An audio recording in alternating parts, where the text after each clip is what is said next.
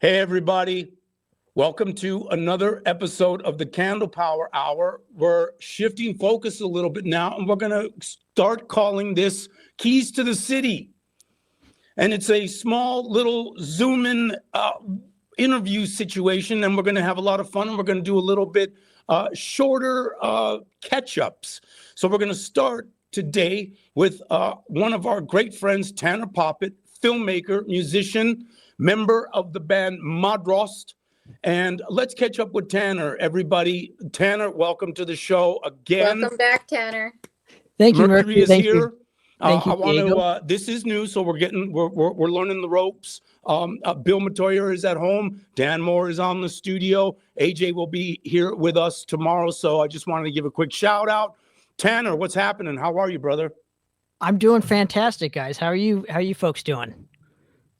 I'm Thanks doing for good, Mercury. How you doing? Good enough. Good enough. Hey, before we start, I just want to give a quick little shout out to the East Side Deli. They're in downtown Los Angeles. If you haven't been to the East Side Deli by Dodger Stadium, you got to go and you got to try some of their sandwiches. I had one yesterday. I forgot how amazing it is. So East Side Deli, check it out. Tanner, I want to talk to you. I want to catch up. You've been doing some really awesome work with filmmaking. You have a film coming out. You've done a couple other independent documentaries recently, including an amazing film about the band Heretic called Don't Turn Your Back. And you've also done an amazing documentary about Cideshow Studios. So before we get into your new film, let's talk about those two films. Let's talk about Heretic and Don't Turn Your Back. How was that? Great. Actually, you guys were gracious enough to have me and Angelo on the program there. So and how did the film how did the film turn out? Oh, it was awesome. Can you click on his screen so we can see him when he's talking? Because it's really tiny. Yes. Oh, I like being really small. I like being really. Oh, yeah, that's good too. So basically, no, that's not. We're trying this out. Here we go. So basically, the film was a huge success. We actually sold out the theater in about 3 weeks. Wow. So that was really, really awesome. It just now got on Amazon Prime. So if anybody wants Congratulations. to see, nice. Yeah, Heretic, Don't Turn Your Back film. It is available on streaming and, of course, on Blu-ray at poppittproductions.com. But yeah, it was a lot of fun. My first film, so it was a learning experience and entirely different process than making a record per se. It's kind of tough to be a director, which is really kind of one of the key components of what attracted it to that specific field to me. But yeah, it was a lot of fun to do, lots of interviews, and then immediately did the Legacy of Cideshow Studios kind of simultaneously. That Diego was gracious enough to lend me a few minutes of his time, drove out 2.5 hours to conduct a cool interview, and he is now a part of history in the making. Well, I appreciate it, but you drove your ass out to see me and interview me, and I was too busy that night, so I owed it to you. So I appreciate the opportunity to actually be in this film. So yes, history in the making, man. Thanks. Hey, I want to ask you something. You just said something really cool about making a movie versus making an album. Producing both are absolutely different, completely different monsters. So what was it like making a film, producing a film as opposed to producing an album for you? Well, there are some key components that both these fields kind of share. So when you're making a record, you have to gather all the materials, like the writing, the riffs, the putting together the songs, kind of like putting together scenes or putting together the interviews and, again, of course, conducting the interviews. So there's a lot of things that both fields share in common. However, with directing that I've found is that you're really relying on just you compared to a whole group of people. So it was vastly different just in terms of getting it out, because I wasn't relying on other people. So it was a lot faster of a turnaround for me. and basically you're in the midst of kind of doing it all yourself. So basically you have no other person kind of helping you out. So it's Right. vastly different, and you kind of have to take a step back and bring in, like I brought in my dad to kind of look over the films, help me kind of with the editing process and what Look he at the thinks. dailies. Yeah, exactly. So it was just vastly different because it's still shared a lot in common, which is probably primarily why I like directing, because I would do that with the records anyways. I would always get the studio booked and or schedule us coming over to, say Mark's house to record the drums or whatever the case may be, coordinating dates and all that. It's the same thing with filmmaking. And Producing. yeah, it's the same thing. But I just found there's a lot more kind of leeway and kind of a lot more freedom with doing filmmaking. A little bit more freedom because of the creative control that is absolutely yours. Correct. And, at the end of the day, it's primarily you have to have the audience's kind of perspective in when you're editing a film in general too, because you want people to enjoy it. Like I'm not so artsy fartsy to where it's like I have to do this only for me, and so if I enjoy it, then that's okay. I'm kind of in the mode of I want people to enjoy the movies, and not just a specific audience either, because this is not like a band. This is an art form. It's a film.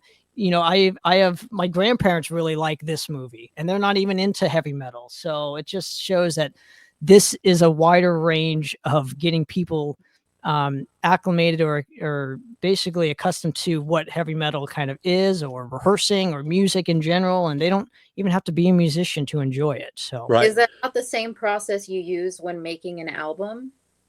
Or Yeah.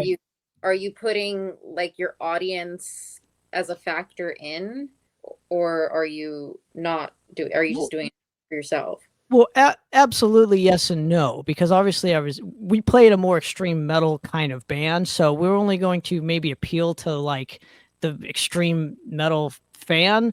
But at the end of the day, it's all about the songwriting, like we've mentioned previous times on the Many program. times. So like maybe somebody that's not even into extreme metal might get into a song or two because there's a catchy chorus or whatever. So yeah, I'm always trying to have the audience's perspective in mind when it comes to creating anything. But there is a part of me that's selfish and says, yeah, you need to do this just for me. But I'm not going to be so artsy fartsy to where it's like it's only for me and that's it, because there's a lot of people like that. I'll tell you, we are in entertainment industry. That's where we are. That's where you are. We're not in the artsy fartsy world. Well, so when you're producing something, you gotta produce it for the masses, and you want to edit it, and you want to make it so people are attracted to it. That's the whole reason why you're making a movie, to reach out to the masses, to reach out for new audiences. And you're not going to get that if you're artsy fartsy. You gotta be creative. Well, to argue that artsy fartsy, I don't know what definition you guys are using it, what context you're using it in, but it could be, well, you stick to a goal, you don't veer outside of that direction, and you stay true to that vision, compared to selling it out and being like, you know what, if I alter this a little more, then more people will like it, and then you lose your message. Well, yes, I but get that.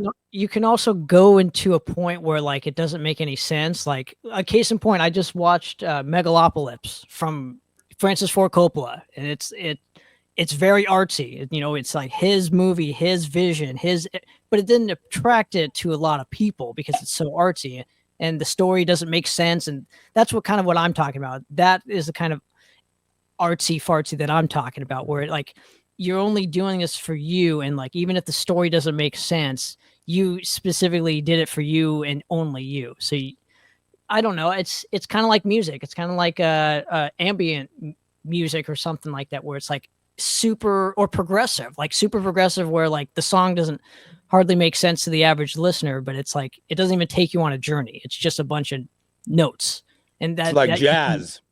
Well, and jazz appeals to a specific audience, right? So yeah, no, but that it makes a lot of sense, Tanner.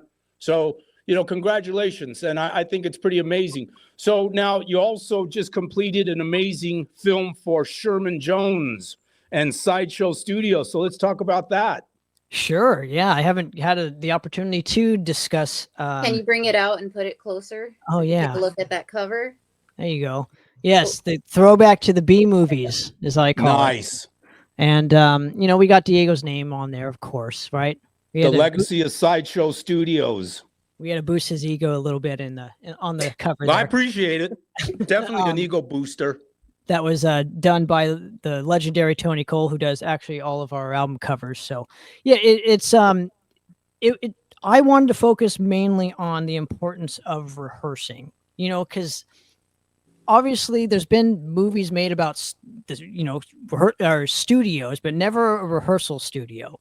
And this had a 20-year legacy. It was perfect to kind of answer two things: the history of the facility, and also how important rehearsing is to any band. Doesn't have to be, I didn't set out to be to only appeal to heavy metal, right? There's like cumbia in this. There's rock. There's blues. There's jazz. There's reggae. There's all sorts of bands that rehearse here, and I just felt like, getting back to the basics, just like filmmaking, I'm always like a basic kind of guy when it comes to anything.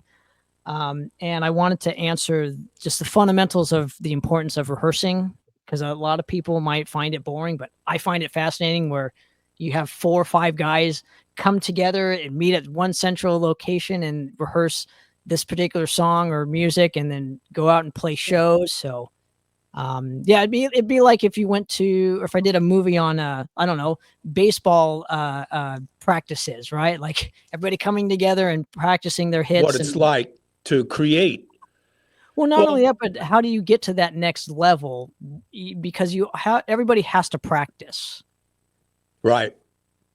Well, but the other thing though too is that you can inspire people to get together in the concert setting, in concert, how they say, in a room rehearsing together, because a lot of bands and a lot of artists today, they write in their room, they send a riff to their guitar player who's in Delaware, they edit it all together. So rehearsing as a band together as a unit, it doesn't, it's sort of not as popular anymore. So I personally believe in getting together as a band and writing music like that. So it's important to do a documentary, because hopefully it'll inspire people to start rehearsing, together again at a place like Cideshow Studios.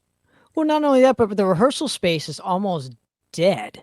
Like there's not a lot of rehearsal spaces anymore. I remember a time when it was easier to find a rehearsal space. Now they're few and far between, especially in Southern California. And well, they're hard to come by. Yeah. Because a lot of bands, they don't dedicate themselves like they should in composing music together in a setting like a rehearsal hall. So, it's good to have a film like this one. So the legacy of Cideshow, because again, it could inspire people to get together and, hey, let's go book a room. Let's rent a room. Let's get a lockout. You, me, MX Machine, we had a lockout. We rehearsed 5 nights a week. We were dedicated. We had our place at Francisco Studios. It was like our little room, and it was home. It was amazing. I wonder if our graffiti is even still on the wall. And that was back in the 80s. So, I get the importance of having a rehearsal room. And Sherman Jones, let's give a shout out to Sherman Jones, because not only is this a film about Cideshow, but it's a film about Sherman Jones and his venture, because he's the owner of Cideshow. Him and his partner Gina own the place together. They've been in business for 20 years. He is from the incredible band Insecticide. So let's give a shout out to Gimme and Sherman Jones there too, because that's Sherman's place. And if you don't know Insecticide, you got to listen to the podcast and check out Insecticide, because we had them on the podcast too.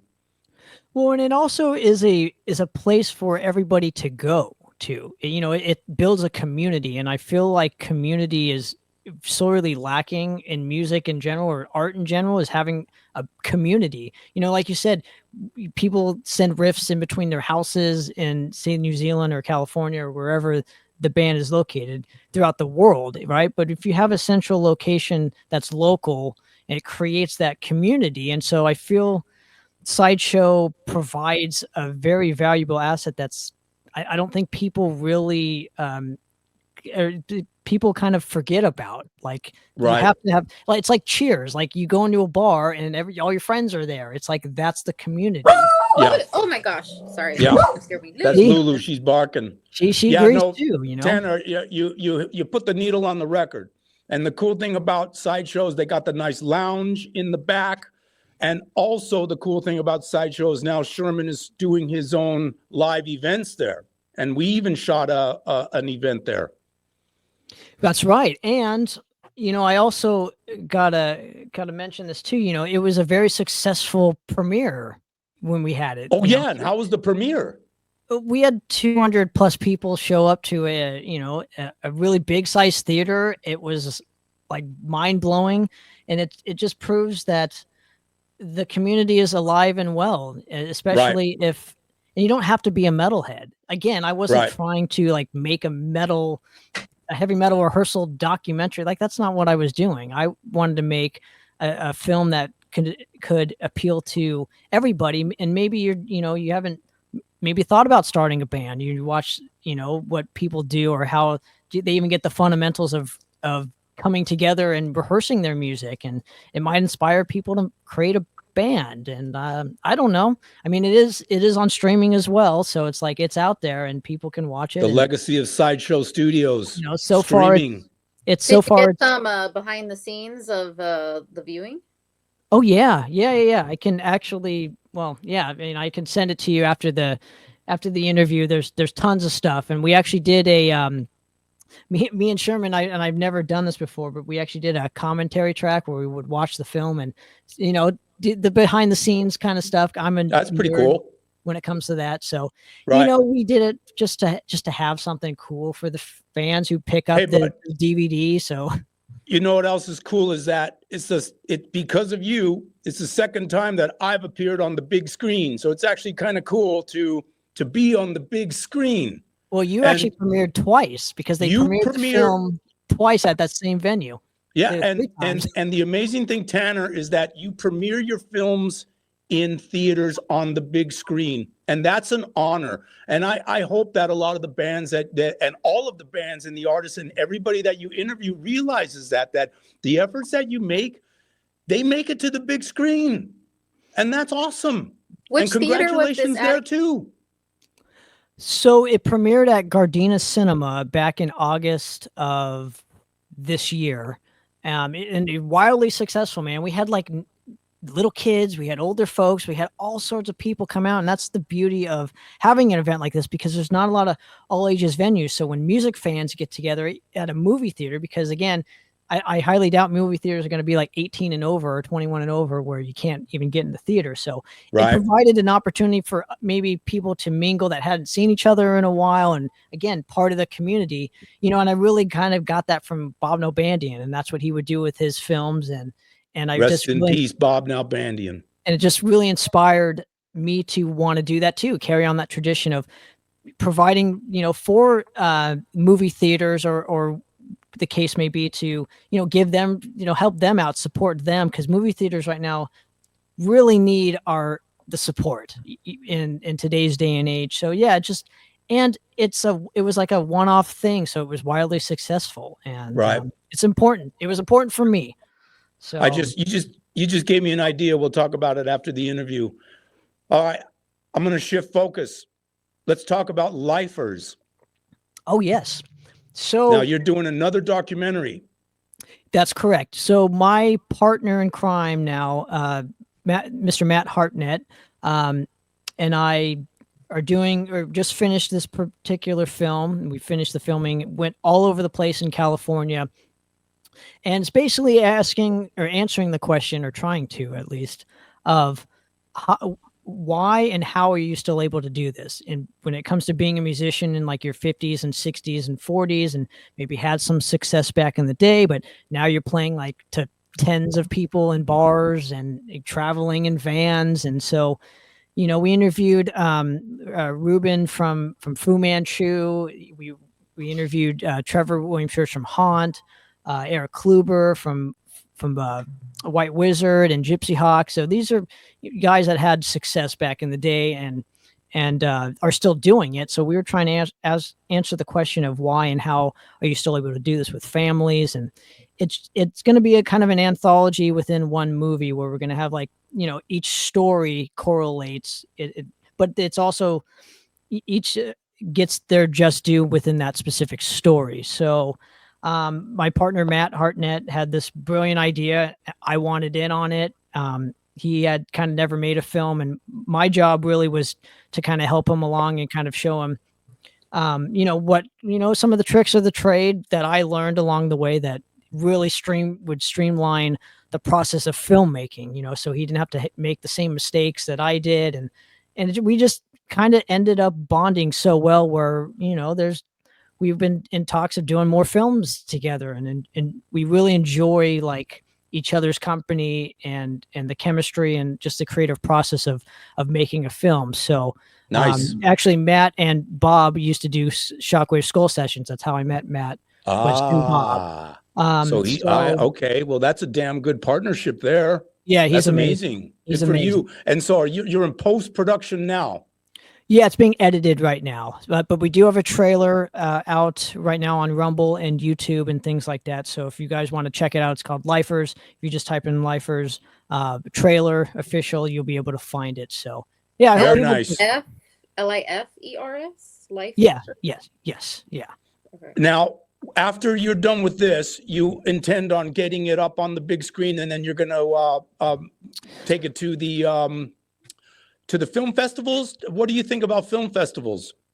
Well, so right now, film festivals, the problem with that I'm having with film festivals is there's a lot of them, and a lot of them like are started in, like kind of mom and pop places. Like it's not, I don't know what you would consider a film festival if there's like 5 people that only watch the films. So, but it's a great honor to kind of be a part of it, even though it creates the mystique of having like awards associated with the films, right? Like both of these films won like, awards for in film festivals, and it just creates that prestigious, the prestigiousness of and legitimizes the film itself. So I think they're important to an extent. I don't think that you should waste all your money doing film festivals. You kind of have to cherry pick the right ones that are going to fit your specific style or whatever the film is. If you're making a horror movie, you don't want to just submit it. You don't want to submit it to a documentary film festival. It just doesn't make any sense. So, sure, you got to pick your battles wisely. Yeah, and so right now we don't know if we're going to premiere this one on a screen. We're still in talks with it. Right now, we're not even at that stage. It's being edited as we speak. So, but yeah, it should be a lot of fun. It'll be on streaming as well, and of course, physical media. So we hope that people like it, and hope to do many more of give a release date. Not as of this moment. We're trying to get it out maybe by second quarter of 2025. But again, like I said, there is a trailer for quarter. Well, so every quarter, the first. So basically, what April, May, June. So January, February, March. That would be like first quarter. So we're thinking like it's like our quarterly dues for our I didn't know if it was dues. like a specific lingo for filmmaking where they're like a certain date to a certain day, and there's like 2. I don't know. No, like I said, I'm not so artsy fartsy when it comes to that stuff. So that's the word of the interview, artsy fartsy. Nice. Hey Tanner, so what's next after? Do you guys have anything planned for after Lifers with your new partner? Any ideas for new features or documentaries? Well, not as of this moment. Like I said, we're still in talks with what we want to do, kind of going out, after this. Unfortunately, this takes a lot of time to do. Sure. So we have to focus strictly kind of on one project at a time. I'm working on a few other films kind of behind the scenes that I'll announce at a later date. So hopefully, if you guys want to have me back on soon, absolutely. Are you just sticking to documentaries, or are you also branching out to other genres? Well, so yes and no. I would love to, kind of, but again, I would have to I would just have to ask around on how to do things and kind of just I would love to do like a sci-fi movie. I think that would be really cool. I think doing, right now I'm just kind of learning even just how to hold the cameras and different types of filming techniques. So I think doing the documentaries is kind of like a trial before I can kind of get to the next level of just going out there and doing other types of films. So right now, yes, it's primarily documentaries. However, in the near future, I'd love to venture into, say, a sci-fi thing, or I don't know. I would love to do a comedy or something like that. That'd be really fun. I feel Nice. like you might have mentioned the sci-fi in our last interview, but I was wondering if like any of your little side projects that you kind of like took a jab at right now were documentary related, or maybe starting to be artsy or something. I was just wondering.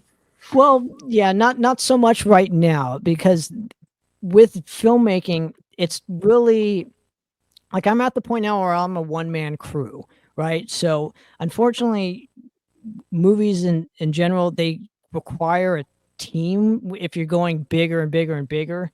So Absolutely. I haven't really reached that specific point. Unless you're doing So, like the Blair Witch Project or something.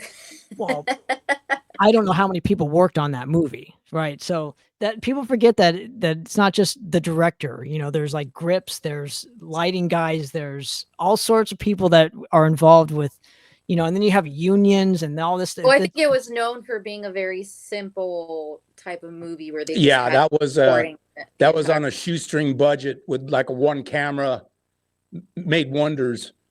You For can sure. make films with a one camera. You could do that as long as you're creative, as long as you're safe, as long as you're doing things ethically. You can be as creative as you want, especially in this day and age. So It's true. I you just don't want to also- make a bad film. I just don't want to make like a really shitty film to where it's like not watchable, because it's a Right. waste of time. It's a waste of my Right. time and your time. right. That's true. Well, Tanner, it's nice catching up with you.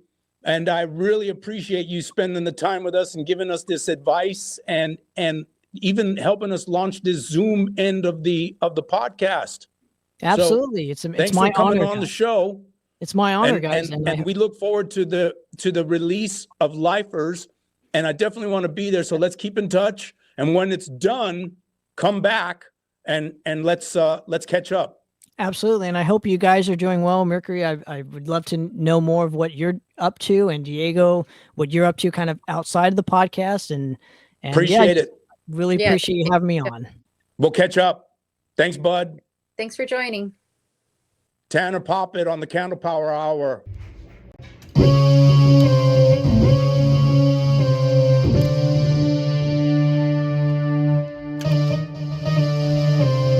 Sit, Lulu, sit. Powered by Electricast.